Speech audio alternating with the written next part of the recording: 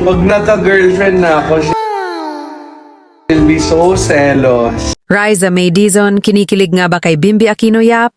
Nade-develop na nga ba ang aling maliit sa bunsong anak ni Chris Aquino?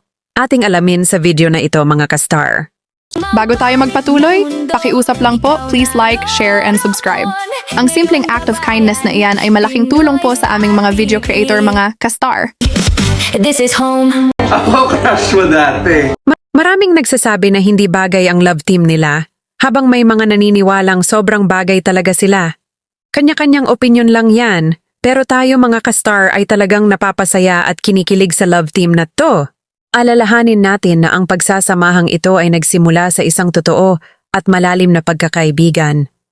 Noong mga bata pa lamang sila, sinimulan na silang i-love team ng mga tao at ni Chris Aquino. Kahit mga bata pa sila noon, kitang-kita na ang natural na chemistry at ang napakarami nilang nakatutuwang pinagsamahan online na talagang magpapasaya at magpapakilig sa atin. Professionalismo at kulitan sa The Riza May Show. Si Riza May Dizon ay kilala bilang isa sa pinakabatang host na nagkaroon ng sariling TV show, ang The Riza May Show.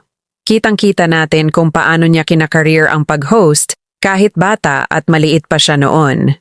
Madalas niya i-guest noon si Bimby Aquino na kilala naman sa pagiging super cool at kung ano ang maisip ay dire-diretsyong sinasabi. May mga Girlfriend ko. pagkakataon pa na madalas ay inaasar ni Bimby si Riza tulad ng sabihin niyang, "Uy, kinikilig." Selos ikaw, ha? Siyempre, bilang bata, medyo nahihiya rin noon si Riza.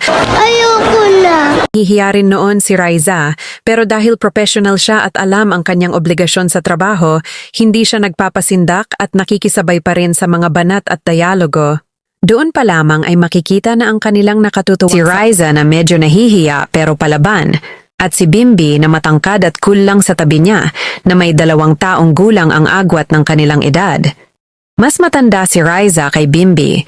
May mga lumang videos din silang nakatatawa at nakakagiliw na nagpapakita ng kanilang pagiging malapit. Isa na rito ang tanong ni Riza kay Bimby kung anong klaseng buhok ang gusto nito sa isang babae, long hair o short hair.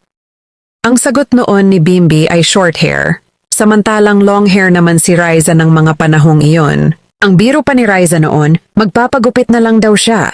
Kaya naman, nang magbalik si Bimby sa Eat Bulaga, napansin ng marami na nagpagupit nga si Riza at ginawang maikli ang kanyang buhok mula sa pagiging long hair.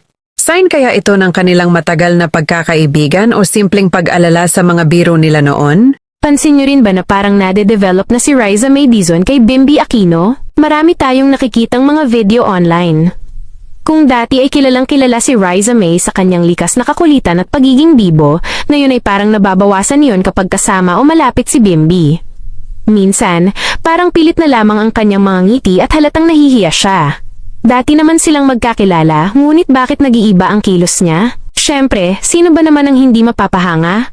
Guwapo at matangkad si Bimby at madali ring makisalamuha dahil hindi mo mararamdaman sa kanya ang ere ng alta sosyedad. Kaya natural lamang na humanga at medyo mailang si Riza May sa kanyang tabi. Sa anggulong ito, si Riza May muna ang ating nakikitang nade-develop ang paghanga. Ngunit pagdating kay Bimby, hindi natin hawak ang araw ng bukas. Sino ang makapagsasabi? Baka sa mga susunod na araw o panahon, ma-develop din si Bimby dahil sa mga magagandang katangian ni Riza May, isang babaeng mabait, pasensyosa at tila domesticated o simple lang na hindi puro kasosyalan sa buhay ang inaatupag. Sa puntong iyon, sino ang mag-aakala na isang araw magbago rin ang ihip ng hangin at si Bimby naman ang ma-develop kay Riza May? Sino ba naman ang hindi matutuwa sa kanilang dalawa? Bakit kakaiba si Bimby? Hindi lamang mga kabataan ang kinikilig kay Bimby kundi pati na rin ang ating mga lola, tita at mga senior fans na dinudumog siya para magpa-picture.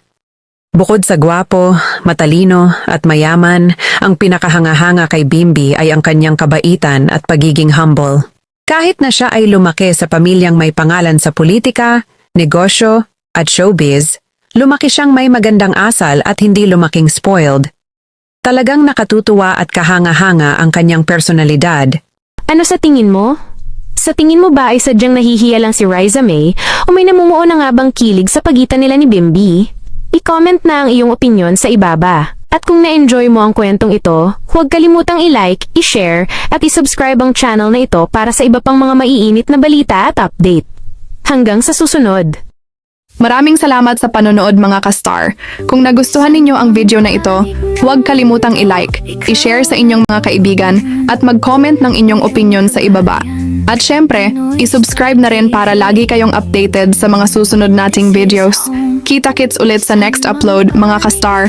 Huwag palampasin. Ikaw naroroon ngayon kabayan, Pinoy Star TV. This is home.